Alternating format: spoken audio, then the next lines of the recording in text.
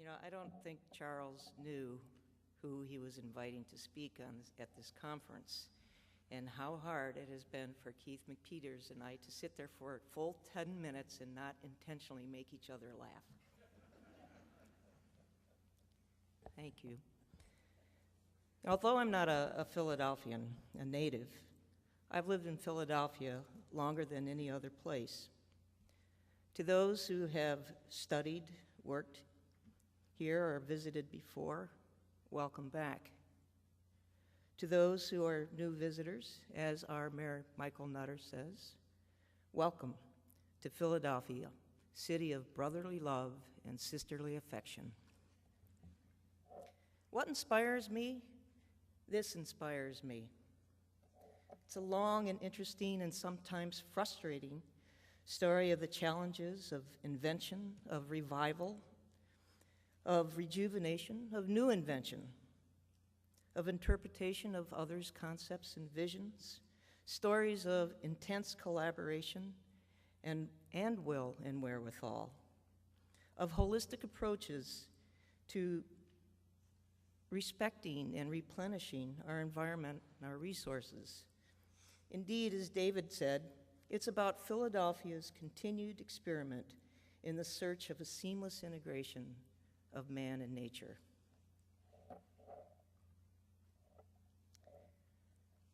Our firm and a lot of my work along the Parkway has been about 5 or 6 or more years in the making, beginning with a plan that was asked for by Paul Levy of the Center City District, and which was really about chance favors a prepared mind. It was at a time when the cultural institutions weren't all pulling together. It was a time when the Parkway was not looking at its best. The cars were overrunning it, but it was a time for it to make up its mind. What was this going to be? Was it going to be a cultural campus? Was it going to invest in itself and reinvest in itself?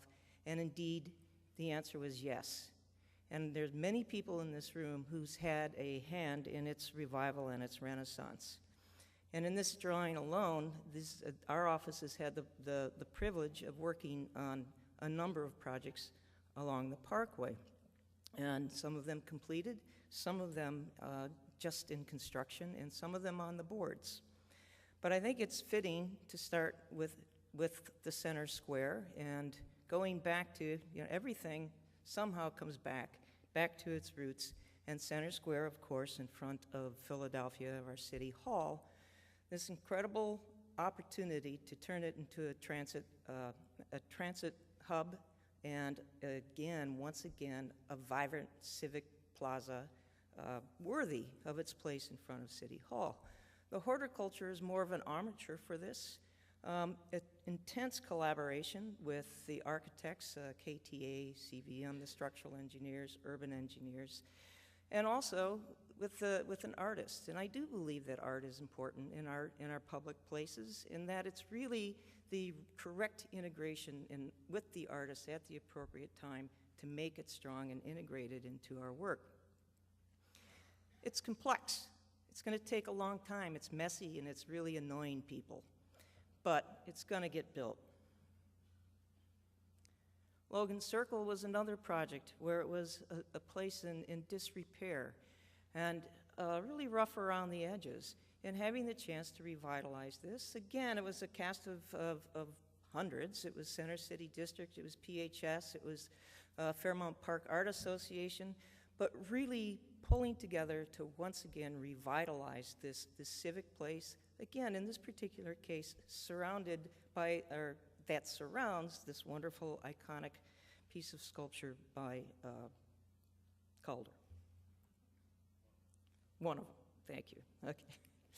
But it was also inspired by the wealth of culture, of horticultural history in Philadelphia.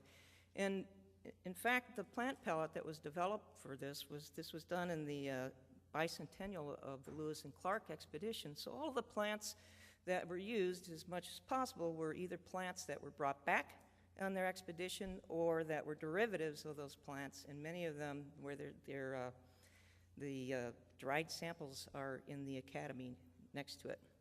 but it's also with the PHS and many volunteers in the constant maintenance of this revitalized gem. It's become a place that is now once again open and vibrant and inviting. And I love the idea that young men find a place that they feel they can actually be in a garden, in a place, and be themselves. Likewise, it's the cumulative impact of a number of projects by so many people in Philadelphia. Aviator Park by Lagarabi Scafti, and Brian Haynes in Sister Cities Park. It is all of these wonderful places that is cumulatively making up into this incredible garden of ours in Philadelphia. For the Rodin Museum, again, the challenge was how do you keep the integrity of this historic place, but also take the opportunity to think about incorporating the entire block. Once again, the collaboration of PHS, the city, and the Philadelphia Museum of Art made this possible.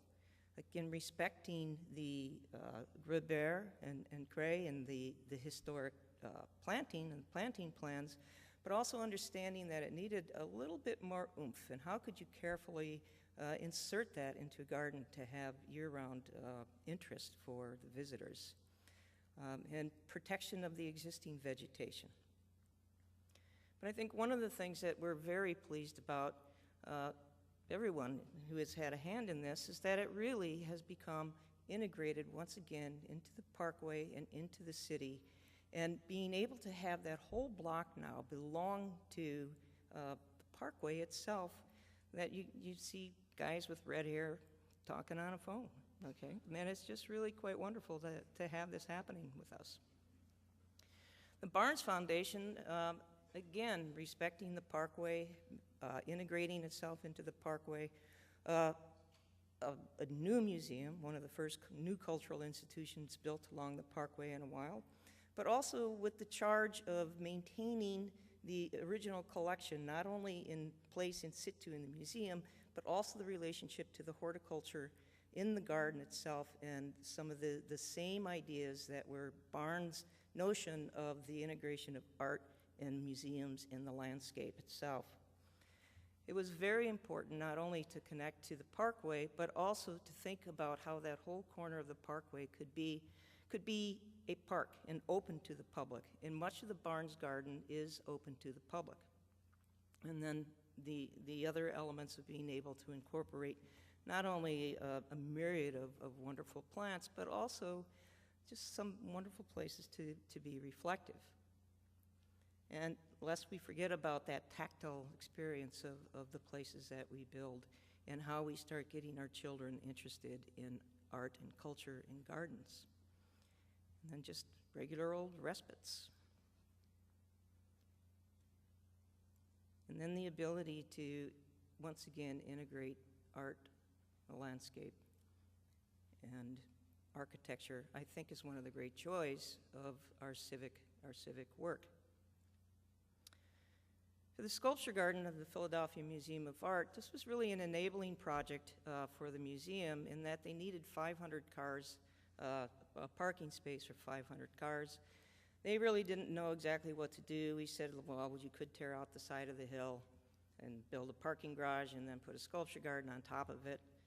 They looked at us a little bit crazy. We were crazy. They said, we don't even have a sculpture collection, but sounds like a good idea, go ahead. So they called our bluff, and we had to do it. And it was wonderful. But one of the things that's so wonderful about it is that the museum and Fairmount Park have really worked very hard to keep this open. And so it's not a gated sculpture garden. The integration of being able to have parking that's actually kind of comfortable and welcoming and light, and to be able to have that sculpture garden integrated with it. And again, the ability for people to bring their kids, school kids, it's always full of kids. Again, being able to touch the sculpture. But I think one of the things that's really wonderful about this is to integrate it not only into its place, but into the entire Fairmount Park system, and even into that greater civic environment, that I think that is wonderful to have the opportunity to do this and the ability with not only our historic tradition of horticulture here, but with our new traditions of knowing how to build things and not being afraid of doing complex things. But I also think one of the things we really have to start thinking about is the connections of the greater landscapes to places in our cities that perhaps do not have the greatest advantages. And this was part of a Living Cities design competition that we did and we won, was really looking at integrating the greater landscape connections to existing parks, the Fairmount Park, transportation and revitalization of decayed portions of Philadelphia. So, I mean, it was a lot of the, pie in the sky things about, whole living buildings, but it was also very much rooted in the elements of how do we start thinking about landscape as a civic part of our lives? How does it touch our social fabric? Can we have productive landscapes within a unit itself, within a block?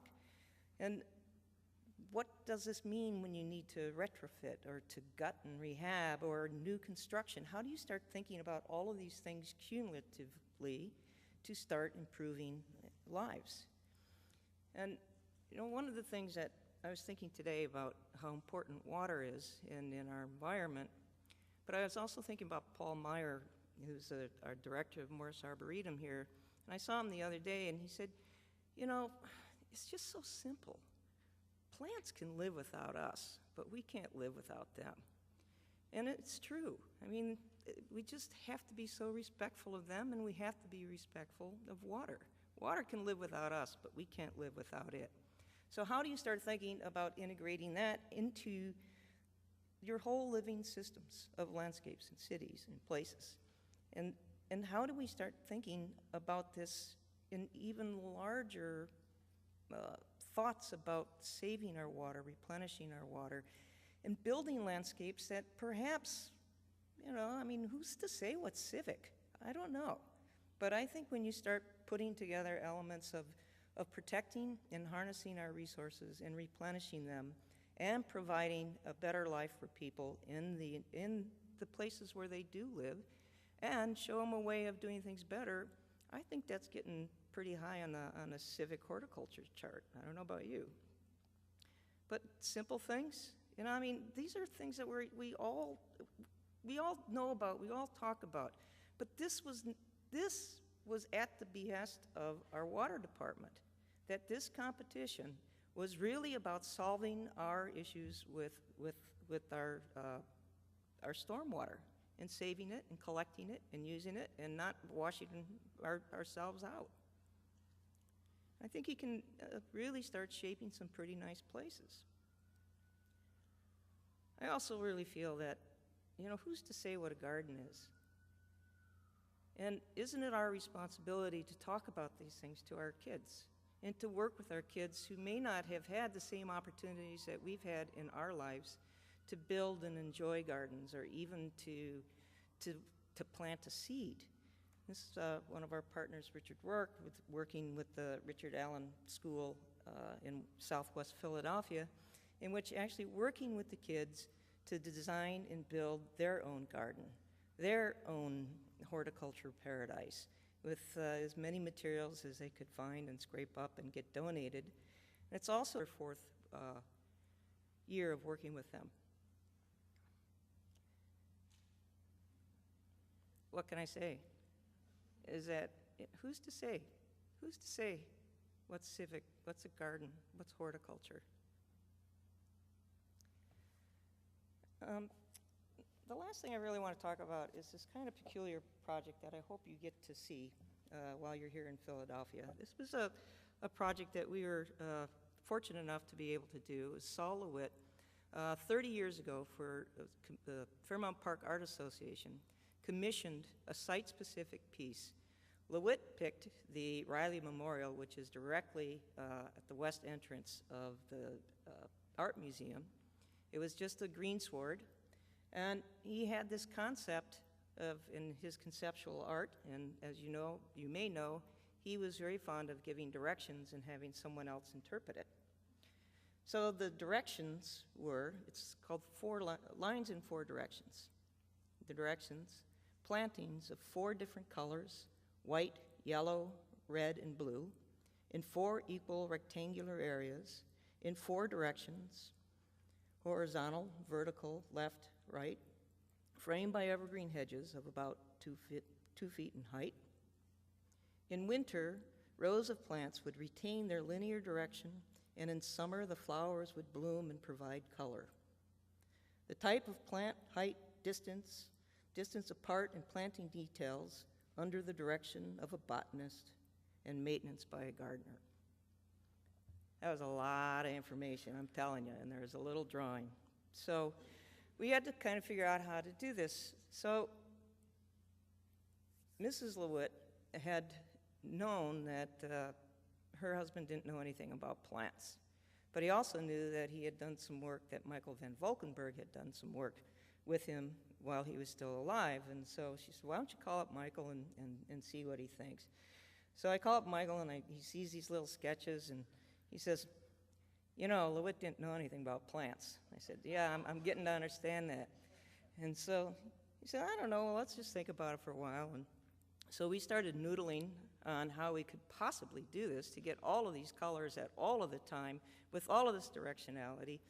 And, you know, Michael is looking at our sketches, and he says, this is really hard, isn't it? It was provoking. It was thought-provoking. The hard part was figuring out how to get all of the right plants in the right sequence at the right time, and actually to ensure that this was something that could be maintained, was maintainable, and was funded. Again, the collaboration of so many people in this, with the Art Museum, the Fairmount Park Art Association, the contractors, Groundswell, everybody who participated in this were absolutely wonderful in seeing this happen. So it's in bloom now for its second season. I hope you have a chance to see it. It has really been quite amazing, the actual construction of it by Groundswell.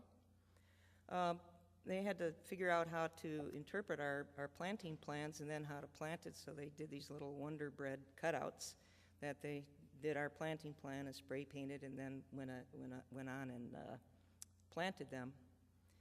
And it really has been a joy to watch people, to see it and to look at it and to just watch it throughout the seasons. I think this winter we did have some snow, and it was gratifying, at least to me, to see that LeWitt's idea about having a positive and negative space and this whole vitalization and revitalization of plants, of seasonality, of beauty, of line, of color, direction, texture, was a lot of fun. And I think it's really an unusual aspect of the way we think about horticulture and art and in the places that we live. But, you know, really, who's to say what's civic horticulture? You know, I really don't think it's those of us in the room or those of us who have had a hand in its making. But I really think it's up to those who experience its beneficial balm. But for those of us who do have a hand in its making, let us continue to do the work, using landscape as a dynamic, shared value system of the natural and the man-made, with brotherly love and sisterly affection. Thank you.